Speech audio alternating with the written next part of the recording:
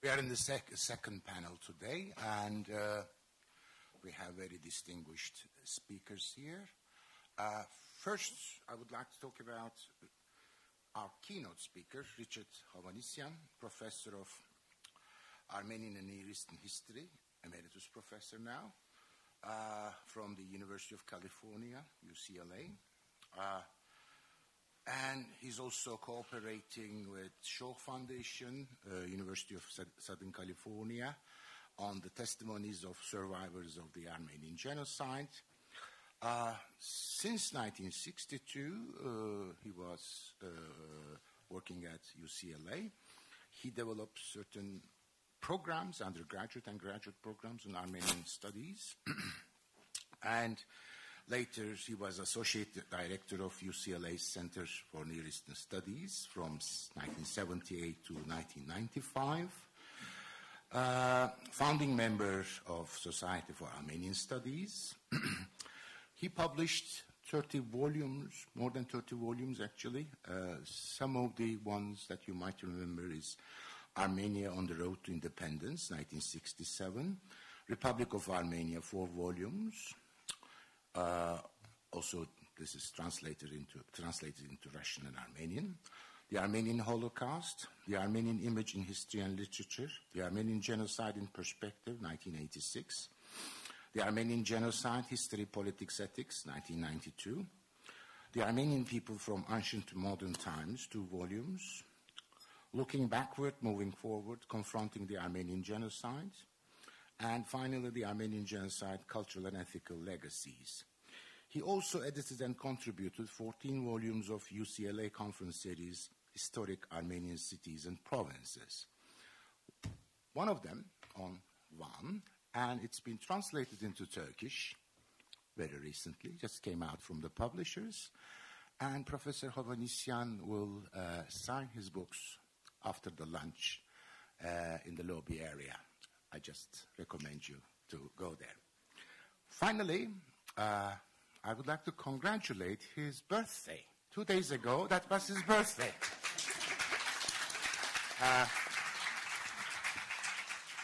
Although in his identity card it says 84, but he's still very young for us.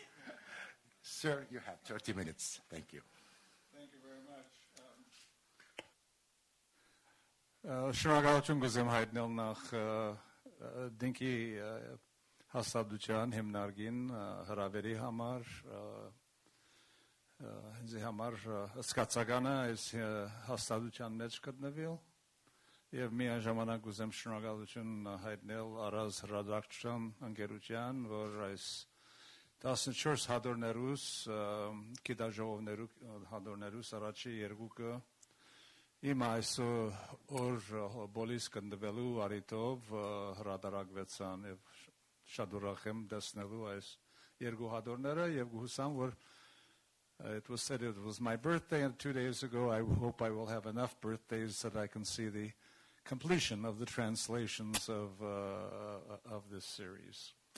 I'm not going to give a scholarly talk. We had some very good papers this morning. I'm going to give a personal talk, informal and personal. It seems to me that I heard that when you had here in Bolis a conference on Armenian issues some years ago, it seems to me I heard that Hrant Dink gave a story there in which he spoke about a woman, I believe she was from Sepastia or from Sivas, who died here. And they buried her, probably either by her wishes or her family's wishes, in her native soil.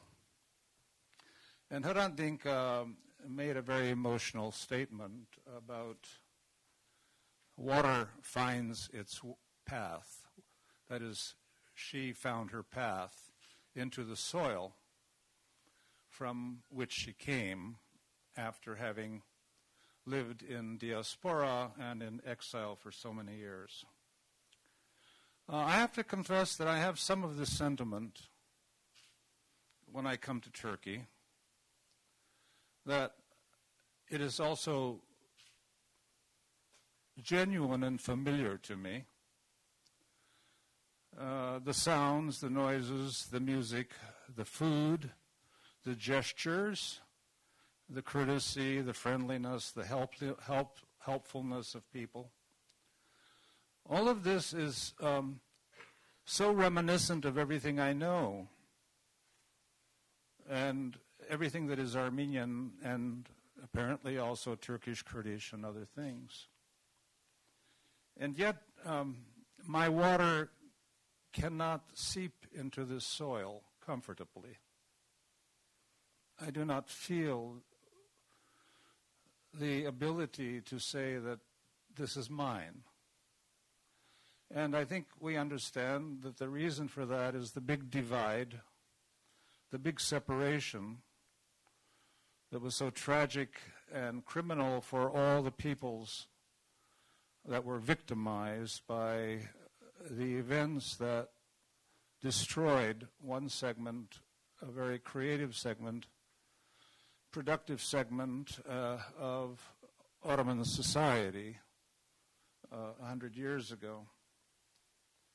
So conferences of this type maybe help to lower the barrier, to break a brick down at a time in the great divide that still leaves an enormous diaspora and Armenian community with unhealed wounds, with frustration, with anger,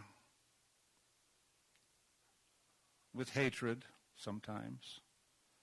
And so I'm glad that I'm here. My father's name is Kaspar.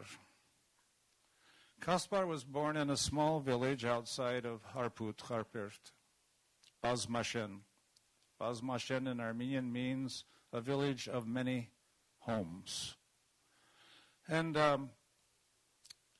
we, my family, my brothers and I, were born in America as Americans, not really knowing much about what Kaspar had been through, not probably wanting to know very much what Kaspar had been through.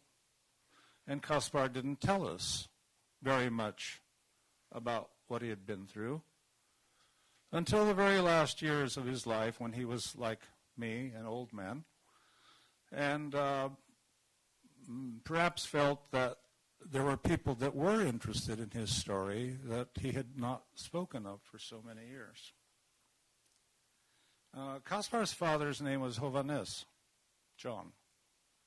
He had been to America, worked on a farm for 3 or 4 years, returned to his native Harpert and to his family, because the families in those days, the sojourner men would leave and go to America to make some money, and then if they were successful, to return and gain economic independence.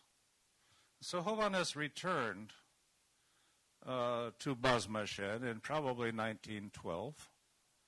And my father, Kaspar, 2 years later, had a brother whose name was Capriel. And in 1915, his mother was pregnant again with another child.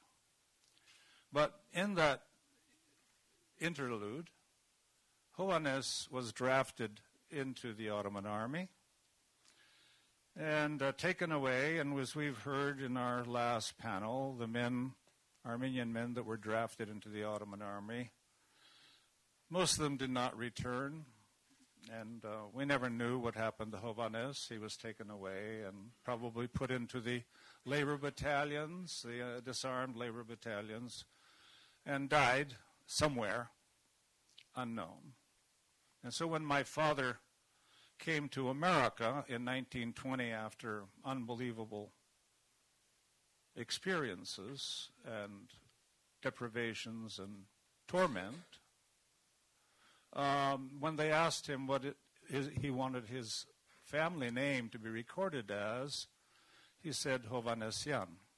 His father's name was Hovannisian, John, and so our family name changed in memory of my grandfather, whom I never saw, And my generation did not see grandparents. We grew up without grandparents because almost all of them had vanished. Kaspar's family was deported like everyone else. The men were separated very quickly.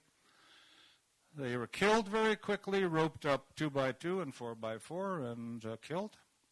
And the women and children were then marched toward Urfa and marched toward Del Zor, melting away. And Kaspar was 12 or 13 years old at the time. Some tribesmen spotted this young boy, and they grabbed him from the death caravans. And he was taken away as a shepherd, slave labor shepherd boy for the tribesmen. And only because of that did he survive, because his mother, his brother, and everyone else of the 2,000 to 3,000 people of his village, all Armenian village, disappeared. And he fortunately ran away with the assistance and support of the Dersim Alawi Kurds, got to Erzincan and Erzincan, and then to Erzurum, and then to the Caucasus, and from Caucasus back to Constantinople, and from Constantinople ending up in America and trying to start a new life with no family whatsoever. We had no relatives. Well, he had no relatives. I had no grandparents. And he became a successful man. And as I say, we had a conference here about identity 2 weeks ago, and for us, born in America, our identity was troubled because we wanted to become American, white, Anglo-Saxon, and we did not want to be looked upon as being immigrants and foreigners, and thus we tried to go. Still, there were Armenian events that we went to, and one of those events were the annual Sunday picnics of Armenians from various provinces of Turkey. The Erzurumcis, the Mëshetsis, the Sepastatsis, the Dikranakertsis, the Trabzoncis, the Gesaratsis, and on and on and on. And there were also once a year the big picnic of the Vanetsis. And so we would go to these picnics. It was a kind of nostalgia in which people from a particular area would be able to see each other. And at the same time, to sell shish kebab and beer and soda and make some money to send to the widows and refugees and orphans from their province who were living in Aleppo or in Beirut or somewhere who were not fortunate enough. So it was this nostalgia. And I remember very well this about the Vanetsis. The title of the book I wrote on Van, or edited, is Van in This World and Paradise in the Next. That is a Vanetsi view of the world.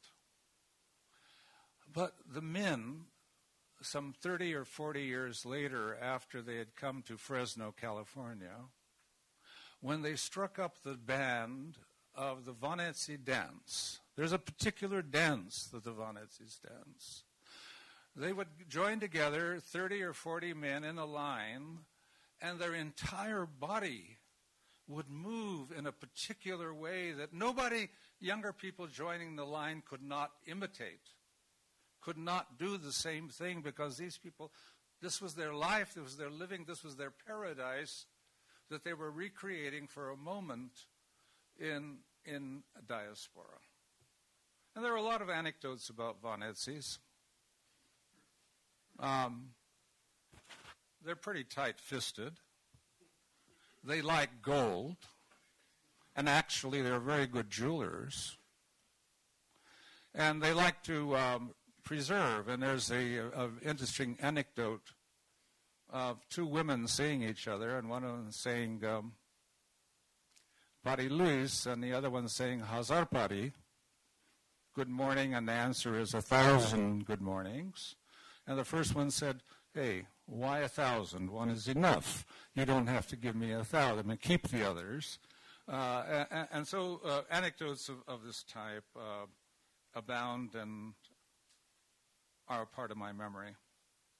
In my later years of teaching, not so later years, middle years of teaching, I realized that all those wonderful people that I thought that I would live with all my life were disappearing very quickly.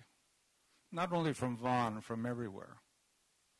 And that the generation who had been through the most terrible of experiences that is possible for the humans would not be around for very much longer. It was already very late. Unlike the Holocaust, we had no good programs of gathering memory. But I tried, and I started at a very late date to record with my students the experiences of those who had been born in the Ottoman Empire, had survived somehow, and had gotten to America in various ways. Their stories were all different and yet all the same. The words were there. I collected with my students about 750 oral history interviews over a period of some 20 years in the latter part of the 19th century, before 2000. And in recent times, I've been working to translate them from Armenian to English. And I'm surprised that at the time that we were doing these recordings of survivors, we really weren't listening closely to what they were saying. We were so busy collecting. We wanted to collect. And so, one interview after another, after another, after another. And now when I sit down, maybe it's my old age, and start reading them, I'm just astounded at the degree of human cruelty that is possible. The degree, the enjoyment of inflicting pain and suffering upon the other. And from all over the Ottoman Empire, it was the same kind of setup of ambushing, being robbed, being raped, of each of these survivors watching the melting away of their families. First their grandmother and grandfather who could no longer go, and then one by one, a little brother, a little sister, not necessarily by the sword, but by thirst, by hunger, by disease, until by the time this one individual reaches somewhere, whether it's Hama or Homs or Raqqa or Del Zor or Urfa, as a single individual. And many of them, to survive, have been adopted by Arabs or Kurds or Turks who want to have a child and willing to have a child, and also free labor at the same time. And in these interviews, we have the words that come up repeatedly: gendarme, police, soldier, chete, Cherkez, Kurd, Turk, Arab, repeatedly, and each of them having something. And also, I guess, a little bit of solace, of making it a bit softer, is the fact that in all of these accounts, there are good people. There are good Turks, and there are good Kurds, and there are good Arabs. And particularly toward the Arabs, the Armenians have a very warm relationship and attitude, even though there were many Arabs who also robbed, looted, and killed as the Kurds and others. And there were also good Kurds. You know, we tend to, in these interviews, we tend to stereotype today. You know, they're all like this and they're all like that. But these interviews tell us that there are people with different morals. Even in 1896, in Van, for example, about 50 of my 750 interviews are people from the province of Van. And theirs is different. Their attitude is different. Their story is different from all these others that I talked about. They're proud. They're proud people. That we didn't just go to the slaughter. We stood up and so forth, even though, as was said in the last panel, in the end, their fate was not much different from the others because they went on exile and died by the thousands and the thousands in the courtyards of Echmiadzin and the doorways of Yerevan and other places. But in 1896, Ayhan, a person by the name of Gurek, tells about being attacked by the Kurds, but other Kurds coming to their rescue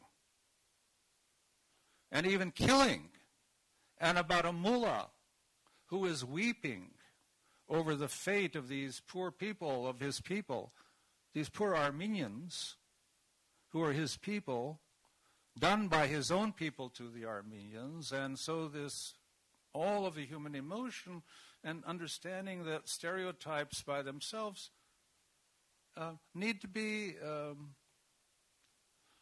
modified, moderated, relativized, I suppose. If you have time, I want to just show you one 2-minute clip of a survivor. And this is a survivor, a person who represents thousands of young children who were too young to remember who they were. A few of them were rescued after 1918, but many of them went on to become, if you're Turkish, perhaps your great-grandmother or your great-grandfather, because we never know. They lost their identity, but they lived on as with a new identity, a new name, a new religion, a new environment. So let me just show you, if I may, if we can get the lights down, a man by the name of Hrant Dink, who now lives in Australia, and who was one of those children who has no idea who he was and who has been given a different name. Are we able to put these lights down? All right. And if we can see the 2 minutes. And please give me a 5-minute or 10-minute warning, would you please? Okay. All right. Okay.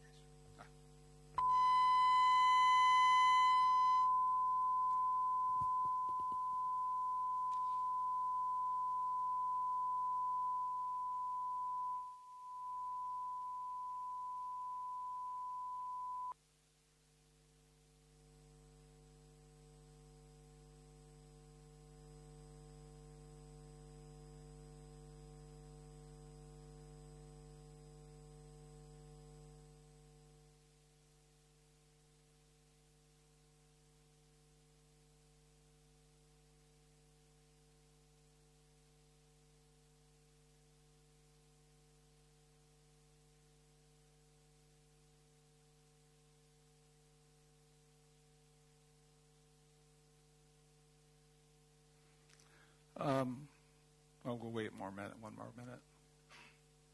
Scene 100, Hovannisian, take 1, mark up. If you would ask me who I am, I couldn't tell you, because I don't know what's my real name. I don't know when I was born. I don't know when I was born. I don't know who my parents they were.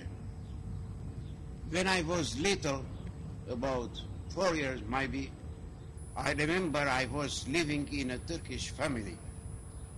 There were a lot of people over there, kids too, but I was not allowed to mix with them. I was eating separately. I was not allowed to go in the garden or outside. So I was watching from the window in the garden. Probably next door was an Armenian family, which they noticed that a boy sometime appeared which was not existent. One night I remember, they called me, because I was living upstairs, they called me, Jalal, come down. And I saw two, I think was policemen. They were dressed in black uniforms with white gloves and funny hats. They took my hand and we got out. Eventually, No. Now start talking. Eventually, I was adopted from the orphanage by an Armenian family, which they didn't have any children, and they gave me the name of Hrant Dink. So, from Istanbul, we went to Bulgaria, then to Romania. No. Then, No, we don't need. Okay. Wait a minute, we're going to patch it quickly. Yeah. Okay. Mark up. Get you. I'll tell you when to start. Start talking. eventually, I was adopted from an orphanage by an Armenian family, and they gave me the name of Hrant Dink. Then here, I am in Australia, which is my 5th country. Still, I don't know what's my name, where I was born, who was my parents. Now, here I am. I am somebody, but I am nobody. Yeah. So I am somebody, but I am nobody. And I apologize, it should have been an edited version. But in any case, you can see this lost generation. Now, when they call it a generation without childhood, it was a generation without childhood and understanding. A few comments about the 50 interviews from Vaughan. They are all nostalgic. They all remember Vaughan as a paradise, as a wonderful place. And for example, here we have Livlin Pirimian, who says, Vaughan was unlike any other place. I wish I died and stayed there. It is unique, beautiful. There is no other place as beautiful as Vaughan. And Kurken Giragosian says, we had an orchard that had an abundance of apples. With our village's apples, the whole Vaspuragan ate the fruit, the apple. All the poets, starting from Rafi to Sevag, in their books, in their poems, remember our village's apples as a famous apple from Ardamed. It is written like that in Armenian literature. With those apples, we used to hit each other, play with each other with those apples. It was so much. Well, and on. I can go on. And the other 2 or 3 points or quotations I have, and I don't think I want to spend the time on them, is, again, their own stereotypes of Turks and Kurds, and also about contradicting themselves. Oral history and histories, we frequently contradict ourselves. On the one hand, they're saying we lived in peace and everything was good with our neighbors, the Turks in the city and the Kurds in the villages. And it was only because the Turkish government incited these people. And one of Margaret Avedikian says, in fact, my father told me, we live fine, but every 20 years the Turkish government provokes these people, provokes the Kurds to attack us and to impoverish us, and then things go on okay. And the same people are saying, when there was trouble, we ran up to the mountains and friendly Kurds would protect us. So on the one hand, there's a blaming, there's a saying that, well, we lived pretty good with each other until there was external provocation. But at the same time, Kurken would say, for example, relations between the Armenians and Turks was good. They used to meet with each other for example, near a spring that separated the village. And then he goes on to say, between children sometimes, we hit each other with rocks, etc. They called us gavur, the Turkish word meaning infidel.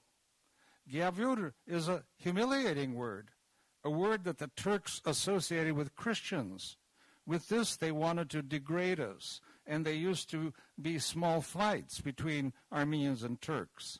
They immediately used the word gavur for humiliation, and this was a small thing, but not the big fights. In other words, the background of setting up an attitude, a mentality that others could exploit eventually, being in, as in any society, we use pejorative terms toward particular groups which in themselves are not genocidal or not even create violence, but can be exploited, a society can be exploited in doing that. And then finally, the attitude of the Armenians being in control of the marketplace, and that even when the Turkish government tried to encourage Muslim businesses, the Armenians were so clever that they would buy all, that the Turks didn't know the value of what they were getting from the government, and the Armenians would be able to buy it at a quarter price and then resell it as a profit.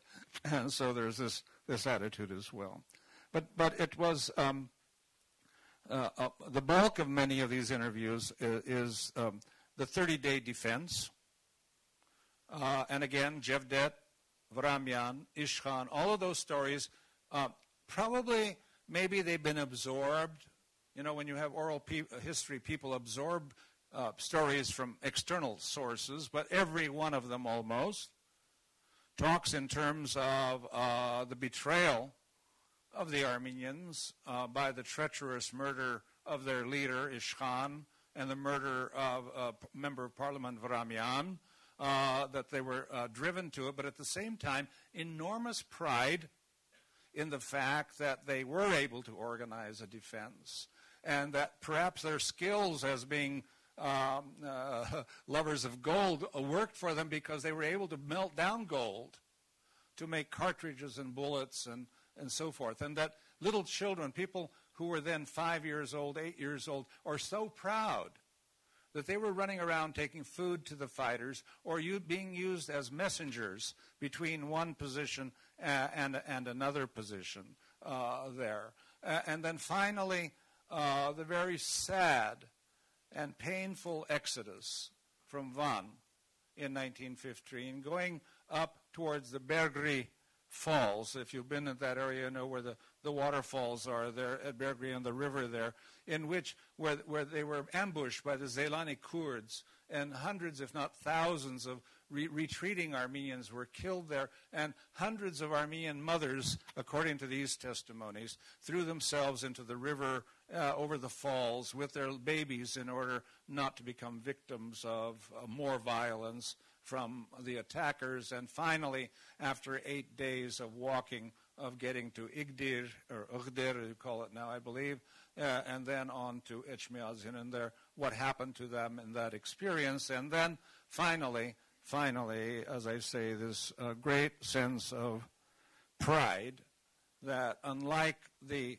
700 other interviews that I have, it was not just having 3 gendarmes or 5 gendarmes or 2 soldiers or a Kurdish thing marching them helplessly with women, children, and elderly to their ultimate death, but here a sense of at least we gave it a good fight, and that ultimately it is Van in this world and paradise in the next. Thank you.